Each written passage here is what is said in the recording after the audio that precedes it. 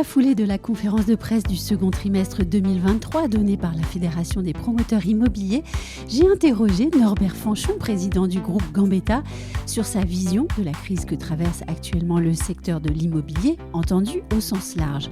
Vous le verrez, diriger une entreprise qui vient de fêter ses 100 ans donne beaucoup de recul et une manière nuancée d'envisager la situation. Norbert Fanchon, bonjour. Bonjour Anne-Sandrine. La Fédération des promoteurs immobiliers a publié les chiffres de la promotion privée pour le deuxième trimestre 2023 et elle a titré son communiqué de presse ainsi « Le marché du logement neuf, chronique d'une catastrophe annoncée ». Si vous aviez dû écrire vous-même ce communiqué, est-ce que vous l'auriez titré de la même façon ? Oui et non. Oui et non. Parce que Pascal Boulanger, patron de l'AFPI, président de l'AFPI, il a raison d'alerter. Après, c'est pas la fin du monde. Oui. Oui, on perd 40% de réservation. On va passer de 140 000 à 80 000 logements. Donc, c'est effectivement, nos entreprises doivent se réinventer, doivent s'adapter. Enfin, d'abord s'adapter, puis je pense qu'on va se réinventer. Mais 80 000 logements, c'est déjà pas mal. Il vaut mieux faire de l'immobilier neuf aujourd'hui que de la voiture thermique.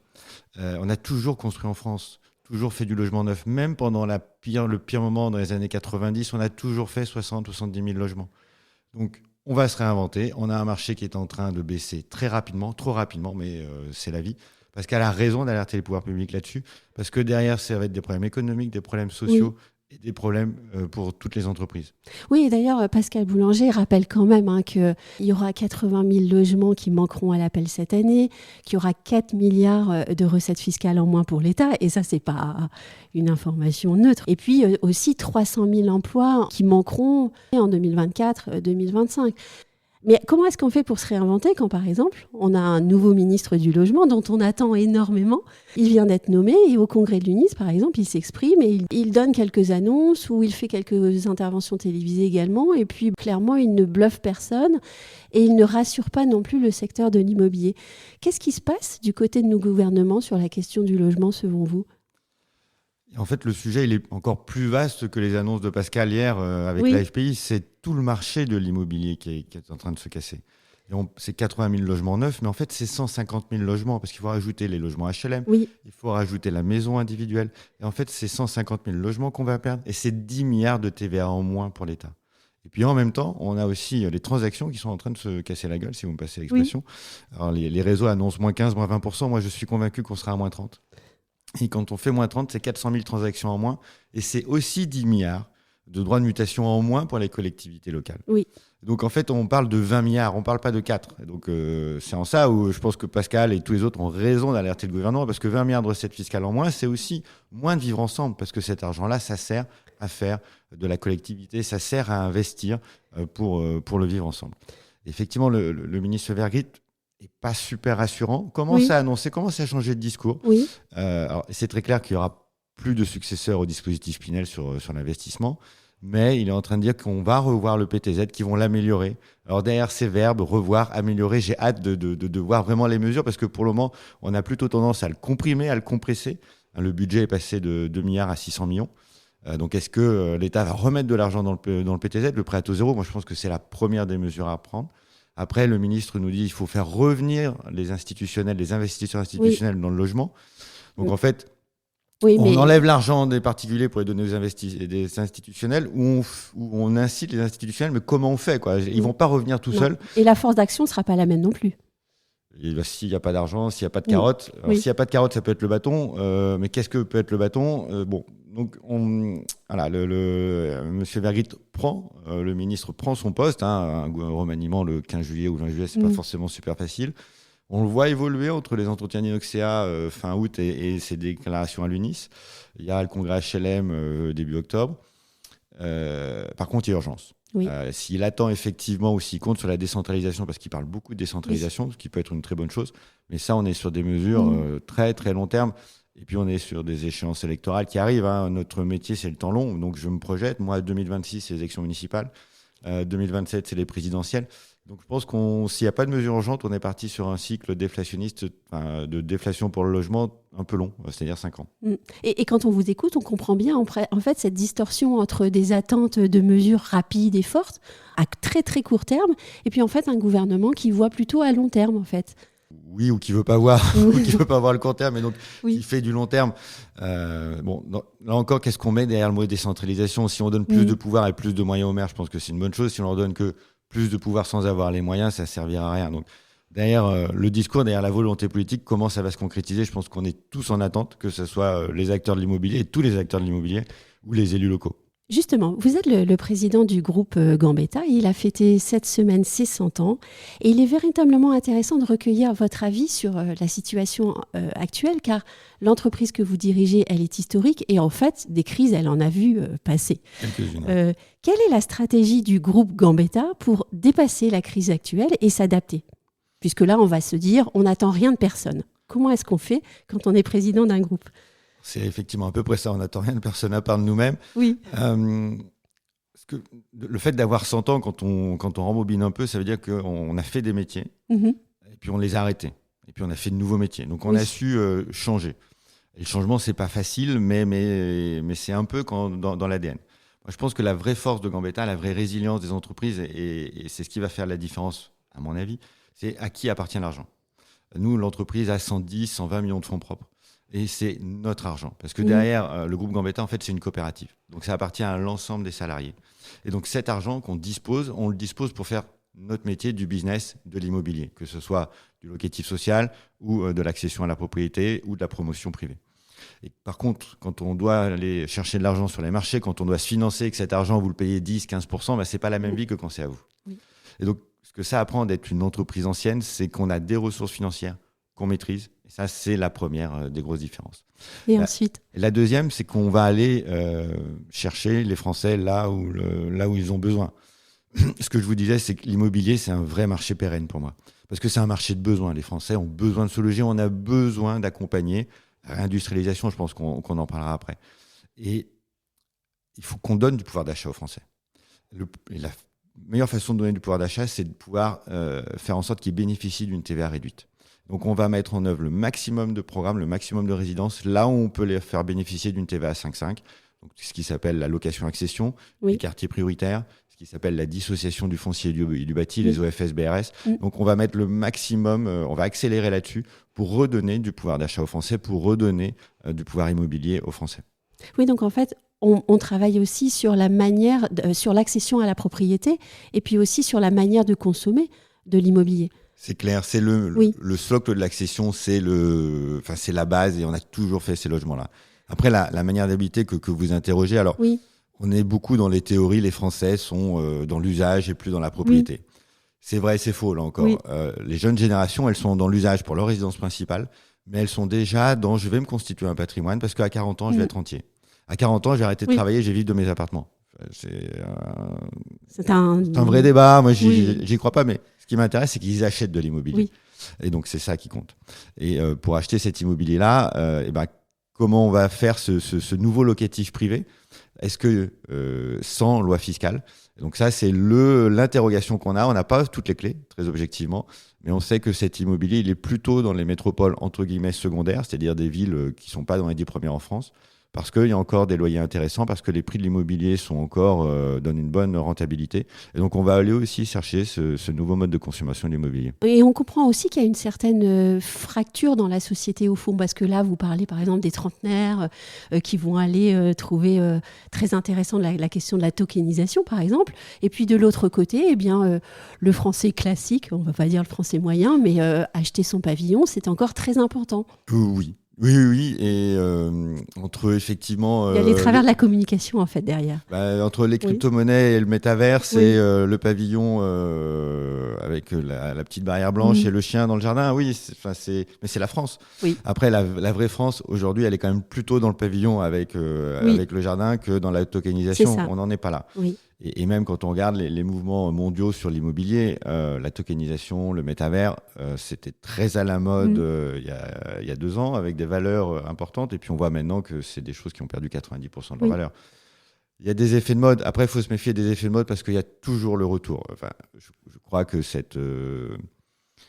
tout ce qui est monnaie digitale, crypto-monnaie, métaverse, je reste convaincu par contre que c'est l'avenir. Et qu'il faut, c'est des nouveaux systèmes qui subissent des crises et qu'on y reviendra. et que la multipropriété via la tokenisation, quand on parle des nouvelles générations, je pense qu'effectivement, c'est dans ce nouveau mode de consommation, dans ce nouveau mode d'achat, c'est certainement une piste d'avenir. Aujourd'hui, c'est une piste supplémentaire, en fait, elle remplace rien. Elle sera complémentaire, elle est trop faible aujourd'hui pour vraiment être exploitée. On voit plein d'initiatives. Attendons de voir celles qui vont fonctionner pour saisir les bonnes. Certains promoteurs aussi déportent leurs efforts sur la rénovation d'immeubles existants pour contrer les difficultés qu'ils rencontrent dans la production de logements neufs. Est-ce que la rénovation est une solution suffisante pour le secteur de la promotion ? Alors, il y a rénovation et rénovation. Oui. Moi, je ne crois pas à la rénovation des bâtiments anciens dans les villes.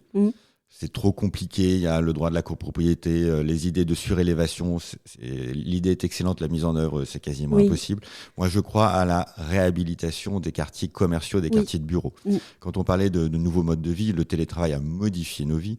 Et donc aujourd'hui, il y a des milliers de mètres carrés de bureaux vides, en Île-de-France notamment, mais dans toutes les métropoles. Et ces mètres carrés n'ont plus de valeur, quasiment plus de valeur, ou n'auront plus de valeur, parce que les Français ne vont pas retourner au bureau, quoi. Et donc, comment on transforme ces bureaux, ces immeubles, ces ensembles de bureaux, la ville du quart d'heure en nouvelle ville, où on va avoir tout, les services, l'emploi, le commerce, les loisirs. Et moi, je pense que le sujet, il est principalement là, parce qu'on peut avoir un vrai effet de masse. Réhabiliter ou transformer quelques bureaux dans les centres-villes, c'est pas là où on va aller chercher les dizaines de milliers de logements qui nous manquent, hein. Si on passe à 300 000 unités par an, il va nous manquer au moins 150 000 unités par an. Et donc, c'est la transformation de ces quartiers qui m'intéresse, périphériques, où on va pouvoir réinventer un urbanisme nouveau. Mais là-dessus, le groupe Gambetta, c'est une belle entreprise, mais on ne pourra pas le faire tout seul. Et donc, il va falloir qu'on aille chercher les alliés, chercher des partenaires qui deviennent des alliés pour travailler ces sujets-là, parce qu'il y aura des sujets fiscaux, il y aura des sujets de construction, il y aura des sujets de comment on arrive à mélanger tous ces usages. Ça va être passionnant. Là encore, la maturité, elle n'est pas pour demain. Et puis aussi, peut-être, vous voyez, par exemple, on demande souvent au gouvernement des aides fiscales, etc. Mais là, on pourrait quand même lui demander, par exemple, de regarder la norme, de la modifier, de la rendre beaucoup plus simple aussi, pour faciliter la réversibilité du bâtiment et la rénovation de ces grands ensembles. Oui, on pourrait demander. C'est peut-être plus simple pour le gouvernement, puisqu'il n'aura pas à débourser le moindre centime, il n'a qu'à travailler sur la norme. C'est naïf ou pas de ma part de dire ça ? Non. Il y a plein de bonnes idées qui coûtent rien, qui pourraient être mises en œuvre, et puis au final qui sont pas mises en œuvre parce que les gens ont peur. Changer la norme, c'est toujours dans l'idée d'on va faire moins. Et donc dans la norme, on veut toujours plus. Et c'est un peu le côté exemplaire en France. On veut être toujours plus que les autres. Moi, je suis pas convaincu. Effectivement, j'aimerais plutôt qu'on fasse de la low-tech et qu'on fasse une révolution vers le bas. Parce qu'on est en train de perdre pied par rapport à des concurrents, notamment à l'Amérique ou à l'Asie. Et donc, il faut qu'on reprenne pied. Et effectivement, il faudrait moins de normes, donner plus de liberté aux entreprises. Mais ce n'est pas du tout le chemin que prennent nos gouvernements ou notre société. Donc, on peut avoir plein de bonnes idées, mais là encore, je pense qu'il faudra faire sans eux, sans ces idées-là, quoi. Et c'est intéressant quand vous parlez de low-tech. Est-ce que vous pourriez aller plus avant et nous expliquer dans le détail ce que ça veut dire ? Par exemple, la réversibilité, ce que vous venez de dire, arrêter d'empiler les normes par rapport aux normes. Enfin, on nous poussait à faire de l'énergie gaz il y a quelques années. Maintenant, on nous dit qu'il faut faire tout électrique. Enfin, on fait des essuie-glaces en permanence. Et donc, ça empêche la filière d'investir dans des systèmes pérennes. Donc, on a ces sujets-là. Quand on veut transformer un permis de bureau en logement, il faut demander l'autorisation des maires. Si c'était automatique, ça serait beaucoup plus simple. Et aujourd'hui, on voit que la volonté politique ou la volonté locale nous empêche de faire ça. Quand je parle de low-tech, je grossis le terme, c'est donner plus de liberté d'entreprendre et moins de contraintes normatives. Est-ce qu'on travaille aussi, par exemple, sur les matériaux ? Est-ce qu'il faudrait retourner à des pratiques plus classiques, au fond, pour permettre justement la durabilité du bâtiment ? Oui, non, là encore, c'est les mêmes sujets. On a une culture du béton en France, c'est nous qui l'avons inventé, puis on a fait des choses extraordinaires. On est fiers de notre béton, quand même. Et puis, moi, je suis ingénieur, donc j'adore ça, j'adore l'odeur, donc je vais pas critiquer le béton. Mais aujourd'hui, l'utilisation des matériaux biosourcés avec le béton, parce que les matériaux biosourcés, ça n'a pas de sens. Mais mélanger béton et matériaux biosourcés, que ce soit de la paille, du chanvre, de la terre, du bois, c'est ce qu'on fait dans beaucoup de résidences à Grenoble ou en Île-de-France, ça donne du sens. Et donc, je crois que c'est aussi ça, c'est qu'à un moment, on a voulu tout faire en biosourcé. Avant, on voulait tout faire en béton. Maintenant, mélangeons les deux, parce qu'effectivement, la dimension environnementale doit prendre la main sur nos projets. Mais il ne faut pas voir nos projets que par la dimension environnementale. C'est ça qui me paraît important. Est-ce qu'il faut aussi la voir du côté culturel? Alors, je m'explique, parce que ça, c'est une question que j'aime beaucoup poser. La France, elle est quand même riche d'une architecture incroyable. Et parfois, on a l'impression que justement, avec ce mouvement de la rénovation, de la durabilité du bâtiment, eh ben, on va perdre cette esthétique française, ce grain français. Moi, j'ai pas cette version-là. Oui. Moi, j'ai la version de... Dites-moi. Ce serait bien de faire table rase. Oui. Et d'ailleurs, c'est ce qu'a déclaré, et j'ai trouvé que cette déclaration était super intéressante, le ministre, je ne sais plus, cette semaine, et je ne sais plus dans quelle conférence. C'est oui, on est un musée avec un patrimoine de dingue. Pardon, on est un pays avec un patrimoine de dingue et un côté muséal. Je mélange le début et la fin de la phrase. Oui. Mais on n'ose plus démolir. Oui. Et tout n'est pas beau, tout n'est pas extraordinaire, et y compris dans Paris, qui est une ville exceptionnelle. Mais les bords de Seine sont exceptionnels. Quand on va dans les arrondissements périphériques, autour du périphérique, justement, on pourrait réinventer une ville plus dense, en hauteur, dégager des espaces au sol, mais on n'ose pas, on n'ose plus démolir, on n'ose plus revoir l'urbanisme de nos villes. Par contre, quand on voit les villes asiatiques, les villes américaines, ou même Londres qui est à côté, qui était aussi une ville historique avec un patrimoine de dingue, eux, ils osent. Et donc, moi, j'aimerais qu'on arrête d'être dans le c'était mieux avant et qu'on ose, dans certains quartiers qui ont une architecture franchement discutable, réinventer la ville de demain. Et là, il y a une mentalité française qui bloque un peu parce qu'on est dans le c'était mieux avant. On a un peu peur de l'avenir, un peu trop peur de l'avenir. Apparemment, vous aimez voyager et regarder ce qui se fait ailleurs. Qu'est-ce qui vous a inspiré dernièrement alors et que vous avez pu rapporter dans votre travail ? C'est une excellente question. Ce qui inspire beaucoup de choses, que je peux rapporter dans mon travail, très peu de choses. On n'aime pas la hauteur en France. Oui. Depuis les quartiers périphériques, depuis les tours, on a un syndrome de peur. Alors qu'il faut quand même rappeler que ces tours, c'est une nouvelle ville qu'on a construite. Ça a sorti des gens de la misère, du mal logement, de conditions insalubres. Où on a amené le chauffage, on a amené l'eau. Enfin, c'est quand même même les toilettes. Enfin, c'est cette révolution des années 70. On l'a bannie aujourd'hui, mais elle était extraordinaire. Et donc, il faut qu'on réinvente des bâtiments modernes. Alors, la chance que j'ai eue, c'est d'aller aux États-Unis et donc d'aller à Miami.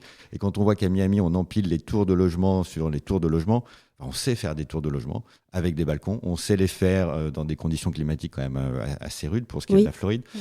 Pourquoi on ne fait pas ça en France ? Parce que quand on fait plus de R+6, c'est la fin du monde, quoi. Et donc, moi, ce que j'aimerais, c'est qu'on ait cette volonté architecturale de réinventer la hauteur en France. D'autres personnes le portent, mais pas assez. Et ma dernière question, en tant que président justement du groupe Gambetta, est-ce qu'il y a un projet sur lequel vous vous dites, eh bien moi, avant de partir en retraite, eh bien je l'aurais fait. Je vous remercie. Je vous remercie pour la retraite. Mais ça laisse du temps, hein, justement, pour mener à bien ce projet. Très, très gentil. Après, c'est peut-être une utopie parce que j'ai bien conscience des blocages de la société française. Mais c'est cette idée de réinventer les quartiers de bureaux dans la ville du quart d'heure. Et la ville du quart d'heure, en fait, c'est les villages. Et la France, c'est un pays de villages. Oui.